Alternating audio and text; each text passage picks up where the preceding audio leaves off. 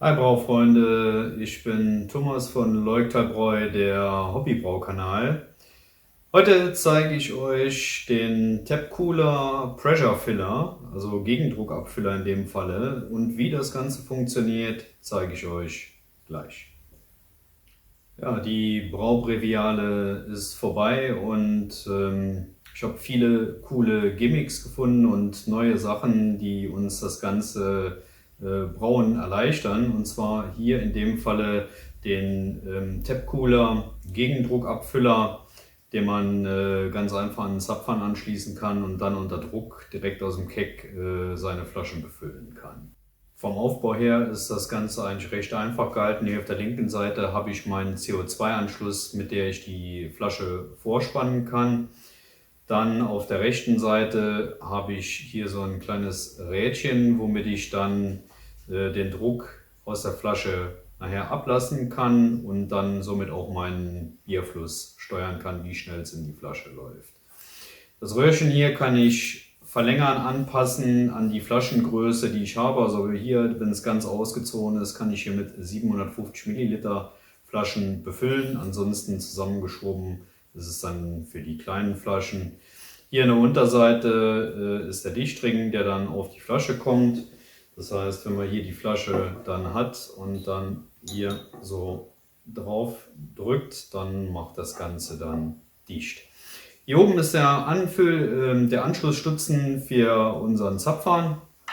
Ich habe hier mal einen Ultratap. Können wir das Ganze mal gucken, wie das aussieht. Das heißt, der wird einfach nur hier so draufgeschoben auf den Zapfhahn. Muss man sich natürlich jetzt vorstellen, dass der dann an der Zapfanlage angeschlossen ist. Und hiermit steuere ich dann, ob mein Bier reinläuft oder ich mache es dann auch zu. Im Detail gucken wir uns das dann nochmal genauer an, wenn wir dann auch live abfüllen. So, Setup ist vorbereitet. Den Tap Cooler habe ich bereits hier in den Zapfhahn eingeschoben. In dem Fall haben wir hier einen Ultra Tap. Unser CO2-Anschluss ist ebenfalls mit dran. Wir füllen hier mit 0,5 Bar ab bei einer Temperatur von 1,5 Grad. Verkorker habe ich praktischerweise hier oben drüber, dass ich dann kurze Wege habe zum Verkorken.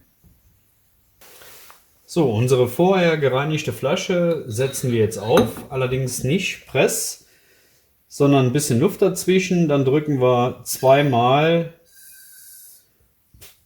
die CO2-Taste, um hier im unteren Bereich ein CO2-Polster zu erzeugen. Dann drücken wir die Flasche bei, geben Druck drauf, öffnen unseren Hahn und steuern hier mit der Rändelschraube die Flussgeschwindigkeit.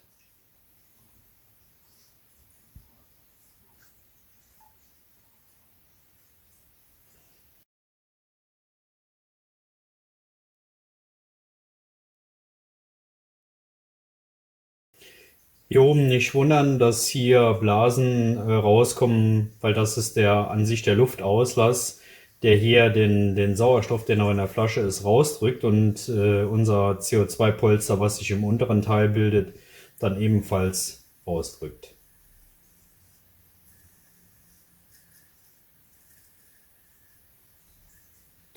Geht jetzt so langsam dem Ende zu. Dann schließen wir unseren Zapfhahn und ziehen unsere Flasche ab und können sie direkt verkorken. Das ist dann unsere fertig abgefüllte Flasche mit dem Tap Cooler. Ja, alles in allem muss ich sagen, bin eigentlich begeistert von dem Tap Cooler. Ein absolut cooles Teil für wirklich schnell mal ein paar Flaschen abzufüllen. Das geht wirklich recht fix. Es gibt hier sogar noch eine Erweiterung. Das heißt, ich kann hier oben den Anschluss abschrauben und mache dann hier so eine Art Verlängerung drauf. So ein Röhrchen. Und kann damit, wenn ich jetzt nicht so viel Platz habe, kann ich dann meine Flaschen weiter weg platzieren. Also das hier geht dann in den Zapfhahn und meine Flasche würde dann so daneben stehen. Ist auch ein cooles Gimmick, gefällt mir. Gut, wenn euch das Video gefallen hat, würde ich mich über einen Daumen nach oben freuen, über einen Kommentar und falls ihr noch kein Abo habt, Abo nicht vergessen. Bis zum nächsten Mal. Ciao.